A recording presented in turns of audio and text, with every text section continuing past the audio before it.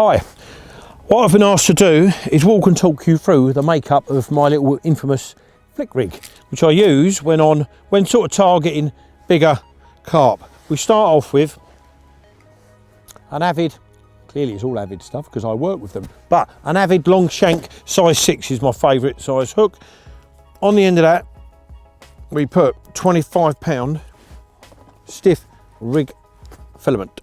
Okay, a couple of times around the spool is more than enough. Now we're going to do this on here, knotless knot, nice and slow for you guys. So I'm going to run up there about 6 times, pulling it tight round there so it gives it room, because it's quite a thick hook link, to get back through to burn it off. 1, 2, 3, 4, 5, 6. And that's about 100% slower than what I normally do it. So a basic knotless knot. Still with me? Okay. Right, next, a little ring swivel. This is what is used to present the bait on. So we've got tiny little ring swivel. Pop that on there. What you're doing is you're creating a D. Now pull that hook link right down there tight, because as I said earlier, this is really thick hook link. So we've got to get him through there. Make your little D. Mega sharp scissors are obviously required. Pop. Now I'm going to melt that down and blob it on the end. Make sure you've got all your hook link out of the way, otherwise you are going to melt it. Now I've got given this little contraption the other day. How cool is that? Whoa, look at you. Just be very careful with it. Don't burn your fingers. There you go, and flatten it. Let that cool for a couple of seconds. And I'll show you what we've got then. Straighten it out. And that is where we're at so far. A nice aggressive, that's how it's going to sit. You aren't going to get any more aggressive than that when you've got the finished rig. So we're almost there. We're 90% there now. So on the other end of it, ring swivel.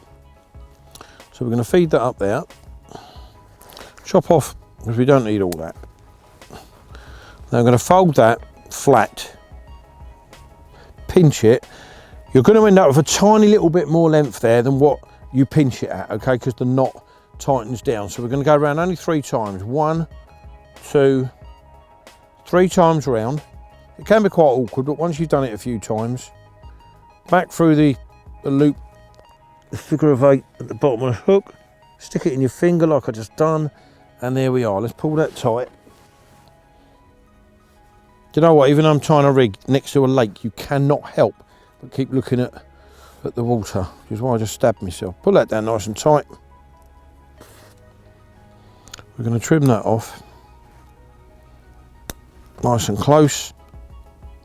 And before I put a bait on, that, look at that, wherever you go with that, rotates like a good one.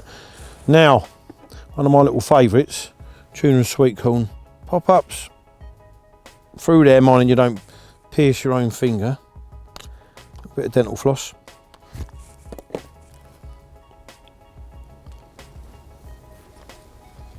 Through the ring swivel at the top. Bait onto the floss. There you go.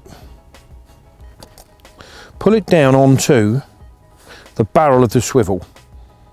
Now the amount of movement that bait has got is phenomenal.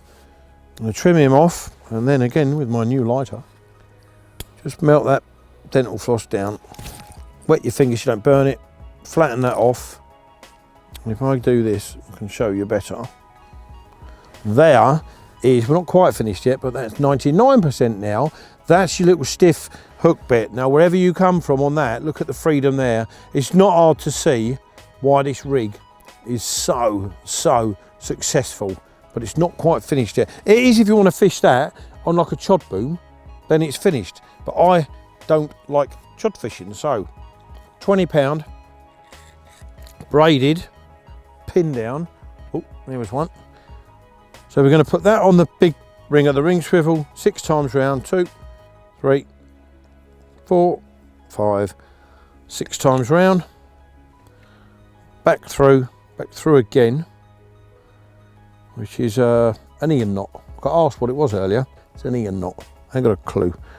I use it and abuse it, but I don't name it.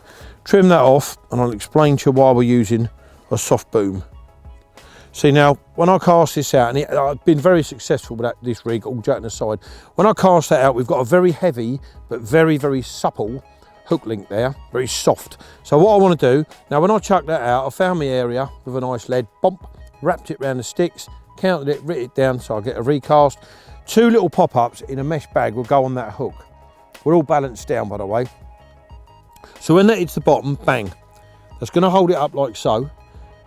However long it takes, depending on the time of year and the PVA you're using, the 2 little pop-ups will, the PVA melt, they'll do one to the surface, and while you're catapulting freebies around it and the seagulls are nicking them, that is very, very gently falling down to the bed of the lake, and it falls in a coil. I want that to happen. If I'm fishing over really hard ground, which you never quite know with a drop on the lead, even though we think we do, I'm quite happy to fish a small stiff boom, but I don't know that, so 99% of the time I've got a soft boom. If that lead lands in the silk now, that's still going to find a fishing situation. And also look at the movement in that rig, wherever that fish comes from, and some of these big ones do sit off and suck and blow, that's coming at you. If that was a stiff boom, let's show you, that would have landed like so, and it's got nowhere to go. It cannot go any further than that. But when she's in a pile, bosh, there we go. That explains why, what I called a flick rig, and it was a bit of a joke. I got asked why, and I said as a joke, wherever I flick it, it gets me a bite. So, Ian Russell's flick rig. Thank you very much.